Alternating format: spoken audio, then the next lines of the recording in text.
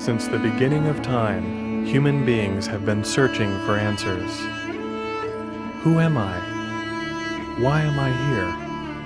What is the purpose of existence?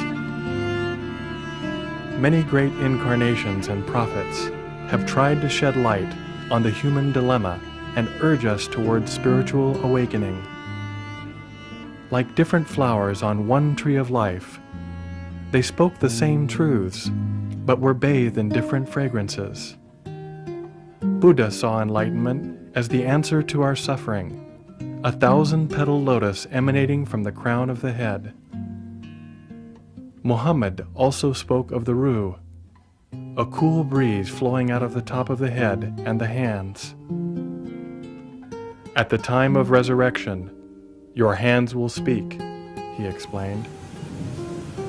And Krishna, in his playful mirth, depicted the need for yoga, or union with the divine.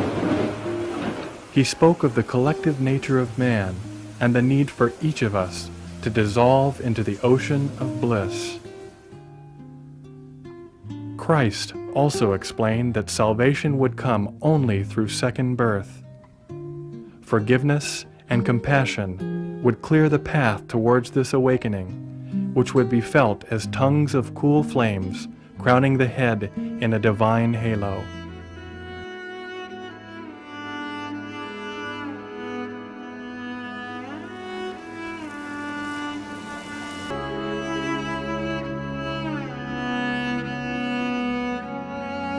Since 1970, Sri Mataji Nirmala Devi began teaching a small group of seekers how to meditate.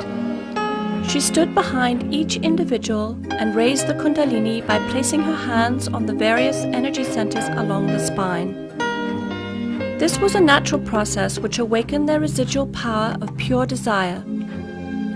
She awakened this power called Kundalini, which lay dormant in the sacrum bone at the base of the spine, coiled in 3.5 coils. When awakened, it rose up the spinal cord, connecting and enlightening the energy centers.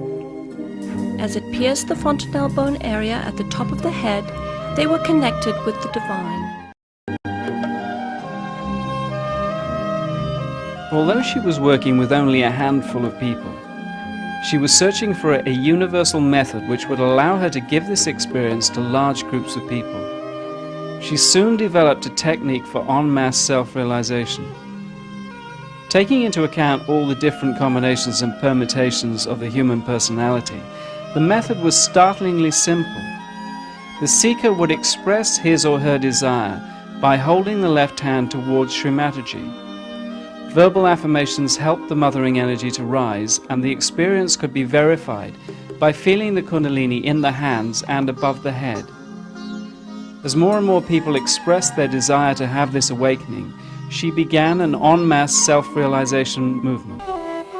Since 1970, she has given enlightenment en masse in over 65 countries around the world, from Russia to Australia. In 1995, at a program held in Bombay, Sri Mataji raised the Kundalinis of over 100,000 people at the same time. People overflowed from the hall and sat in the streets. Unable to hear the lecture, they simply held out their hands and felt the joy. When I came to Sri Mataji, I was the child of my generation. And then, with this sort of very permissive lifestyle that we had, our generation, then when you come to someone like Sri Mataji, who is purity herself, and all your chakras are basically in jeopardy, all your chakras are more or less broken. And it's really hard because visibly, Sri Mataji was working on me, and then she was going and vomit in the bathroom next minute, because my system was really damaged by the lifestyle, which was basically the lifestyle of a kid of my generation. Now the spirit resides in your heart. Nobody knows, you see. He resides in your heart. But you are not aware of it. When the Kundalini passes through these various centers and pierces through this one, then the seed of the spirit is here. If it doesn't work, we'll work it out later.